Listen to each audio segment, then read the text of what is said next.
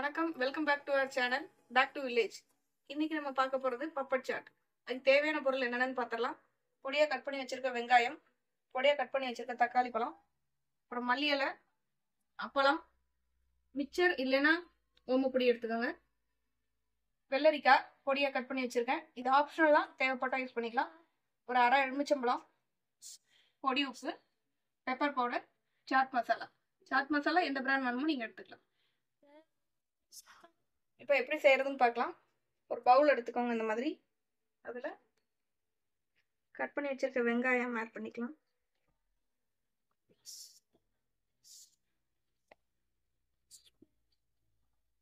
Cut பண்ணி வச்சிருக்க தக்காளி பழம்,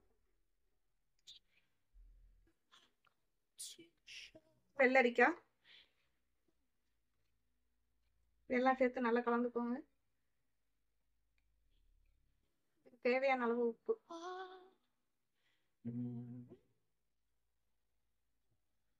காரத்துக்கு பெப்பர் பவுடர்.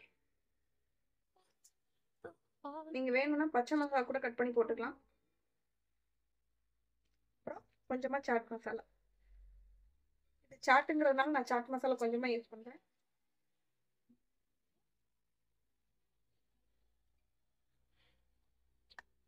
இது எல்லாத்தையும் ஒன்றா கலந்து வச்சு கொஞ்சமா லெமன் புரிஞ்சுட்டுக்கலாம்.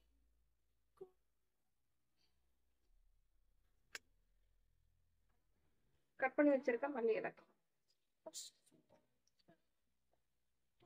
எல்லாத்தையும் சேர்த்து ஒன்றா கலந்துட்டோம்.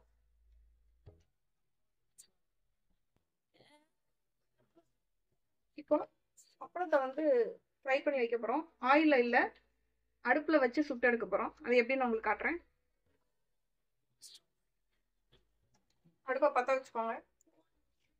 மிளகா வச்சுட்டு மாதிரி இடுக்கி வச்சுட்டு இது ரெண்டு பக்கமா அப்படி வாட்டிடும்.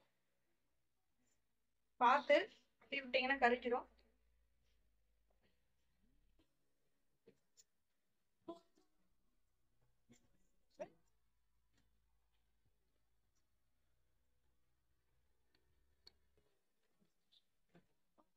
பார்த்தீங்கன்னா அப்பளம் சுட்டு வந்துருச்சு. அடுப்பு ஆஃப் பண்ணிக்கலாம். இப்போ இந்த அப்பளத்தை நல்லா குட்டி குட்டியா சின்ன சின்ன பீஸஸாக நம்ம கட் பண்ணிக்கலாம். பார்த்தீங்கன்னா சின்ன சின்ன பீஸஸாக அந்த மாதிரி கட் பண்ணி வச்சிருக்கேன். இப்போ இந்த இதை அப்பளத்தை இந்த சாட்டோட நம்ம ஆட் பண்ணிக்கலாம்.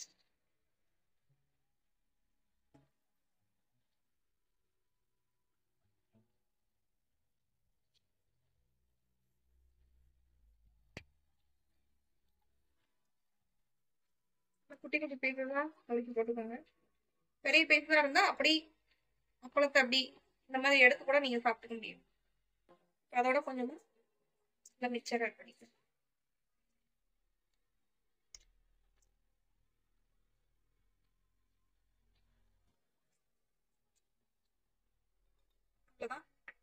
மசாலா பெப்பர். இப்போ இந்த ரெசிபி ரெடி ஆயிடுச்சு. இது ரொம்ப ஹெல்த்தியான ஒரு டிஷ்ஷு. டயட்ல இருக்கவங்களுக்கெல்லாம் இந்த மாதிரி அப்பளங்களை ஆயிலில் ஃப்ரை பண்ணி சாப்பிடணும் அப்படிங்கிற ஒரு இது இல்லாமல் அடுப்பில் வச்சு நீங்கள் இந்த மாதிரி ஃப்ரை பண்ணி ட்ரை பண்ணலாம்.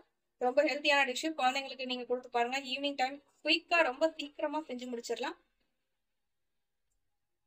எல்லாரும் இந்த ரெசிபியை வீட்டில் ட்ரை பண்ணி பாருங்கள்.